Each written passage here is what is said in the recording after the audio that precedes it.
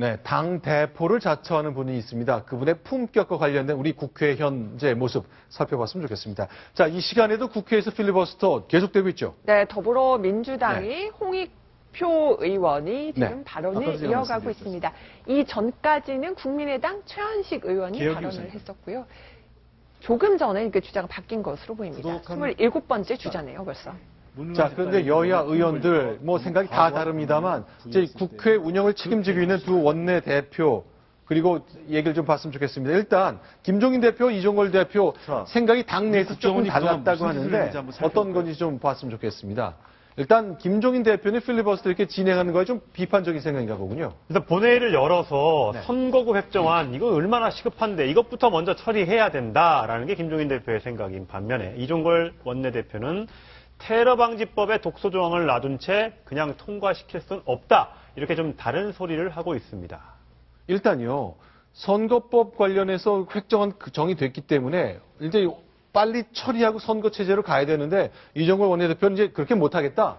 며칠 더 시간이 있다. 더 끌겠다는 생각이 분명한 거죠. 그렇죠. 사실 근데 더불어민주당에서도 출구 전략을 이제 마련할 때가 왔죠. 물론 아주 최장 시간 동안 여러 가지 화제를 몰고 왔었지만 필리버스터라는 게 만약에 더 길어질 경우 어쨌든 만약에 필리버스터 계속돼서 이번 본회의에서 테러 방지법이나 이런 법안들이 통과시키지 못한다 하더라도 다음번 본회의 열어서 현재 통과시켜버리면 그동안 왜 발목만 잡았냐 또 이런 비난을 받을 수 있기 때문에 야당 내에서도 출구 전략을 마련해서 어떻게든 빠져나가야 된다라는 의견도 있는데 이종걸 원내대표가 워낙 지금 현재 완강하게 버티고 있습니다. 그런데 또 필리버스터 정회하고 선거법 처리하자는 제안도 또 이종걸 원내대표가 또 추가로 한 것으로 보이니까요. 또 좀 어떻게 되는지 지켜봐야 될 것 같습니다.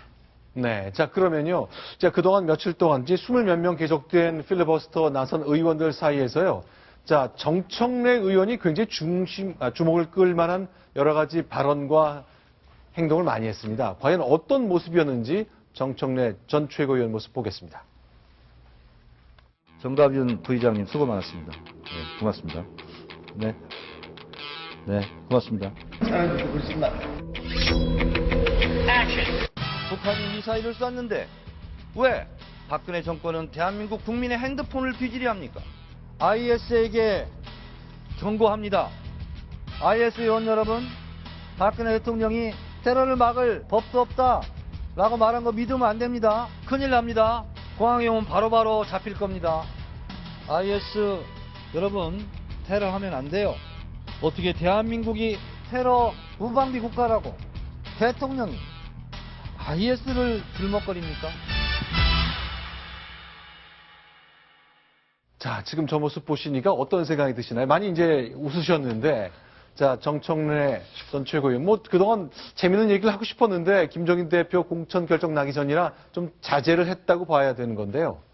어떤 평가가? 정청래 의원의 저런 면들이 있으니까 이제 그 상당히 정청래 의원에서 비판적인 어떤 입장이 있는데도 불구하고 또 정청래 의원을 지지하는 야권 내에서의 어떤 목소리도 있는 거고 그분을 뭐 따르는 부분도 있는데 한 가지 문제는 그런 것 같아요. 대테러 방지법이 있다라는 식의 어떤 말씀을 하셨지만 지금 있고 있는 그 논의가 되고 있는 대테러 방지법에 문제점이 있다는 거 자체를 부정하자는 게 아니라 현재 분명히 공란도 있기 때문에 법을 만들자는 논의가 있었던 거거든요. 그거 자체가 아예 필요 없다. 지금으로도 충분하다고 얘기할 거면 지금 야당이 필리버스터 저렇게 할 이유조차도 없는 거죠. 그래서 가끔은 정청래 의원께서 본인의 논제를 주장하는 건 좋은데 너무 좀 어떻게 좀 떠서 얘기를 하신다고 할까요? 오버한다고 그런 것 지금 그 훈령 얘기가 나왔는데 저 훈령은 아시다시피 공무원에게만 적용이 되고 그다음에 통신 감청을 할 수가 없습니다.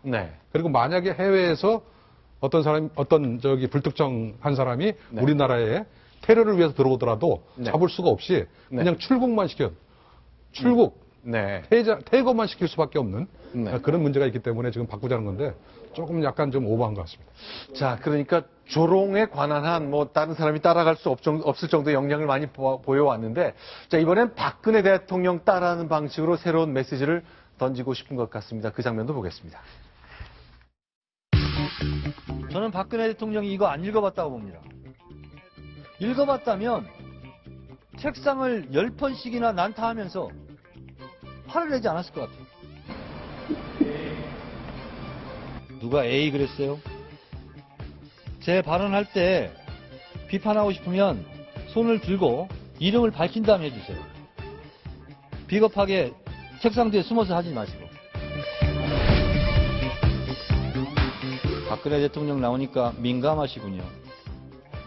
무섭긴 무서우신가 봐요. 총선 앞두고. 예. 이름 말씀해 주세요. 제가 호명해 드리겠습니다. 박근혜 대통령이 알아들을 수 있도록 제 이름을 제가 말씀해 드릴게요.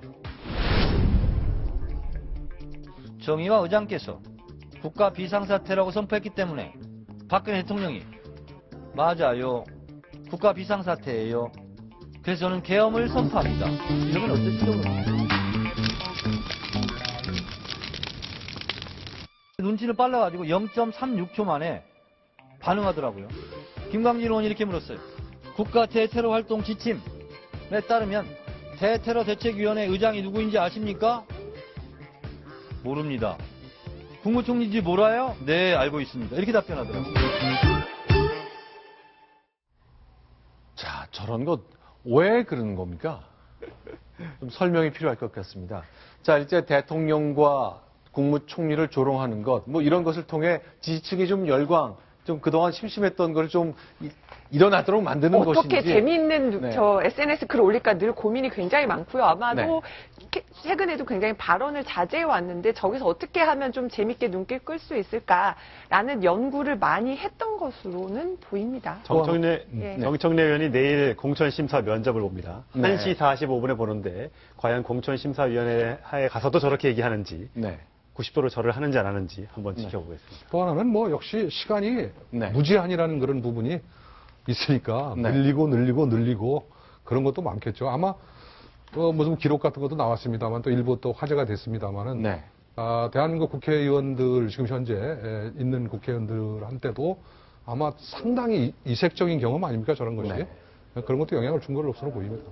알겠습니다. 자, 많은 정치인들 여러 가지 이 상황을 관찰하고 있겠습니다. 우리 국민들도 자세히 보고 있죠. 어떻게 평가할지는 정말 유권자의 몫이라고 할 수 있겠습니다. 그 결과 4월 13일 날 나올 겁니다.